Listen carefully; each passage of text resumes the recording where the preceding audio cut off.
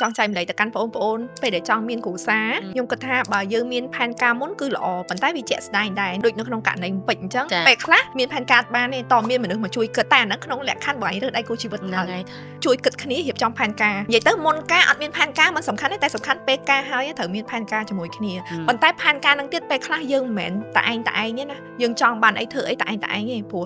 ជីវិតគូយើងត្រូវស្ដាប់គ្នាទៅវិញទៅមកដែរសម្រាប់ខ្ញុំតហ្មងមានរឿងជាច្រើនដែលខ្ញុំចង់ធ្វើព្រោះដោយសារខ្ញុំជាអ្នក business អញ្ចឹងភាគច្រើនមនុស្សដែលខ្ញុំភាសាជាមួយច្រើនមែនតើហ្មងគឺស្វាមីរបស់ខ្ញុំហ្នឹងហើយរឿងអីក៏គាត់គិតថាខ្ញុំអាចធ្វើបានដែរបើយើងនិយាយជាមួយអ្នកផ្សេងគេអាចនឹងគិតថាអូអញ្ចឹងចុះបងអាក់យើងអញ្ចឹង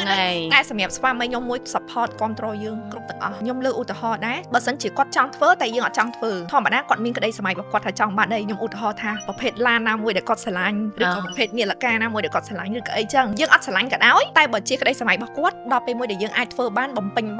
ក្តីសម័យគាត់ខ្លះដែរដើម្បីជីវិតគូយើងវាមានន័យឃើញថាខ្ញុំមើងម៉ាត់មកចាត់ថាខ្ញុំរៀបផែនការអីមុនមែនតែខ្ញុំអត់អត្តនោម័តតែម្នាក់ឯងទេមានការយោគយល់អាប្រុសទាំងពីរនាក់ចាដោយសារជីវិតប្រិយប្រពន្ធហើយចាយើងធ្វើអីយើងអាចរំលងគ្នាបាននេះ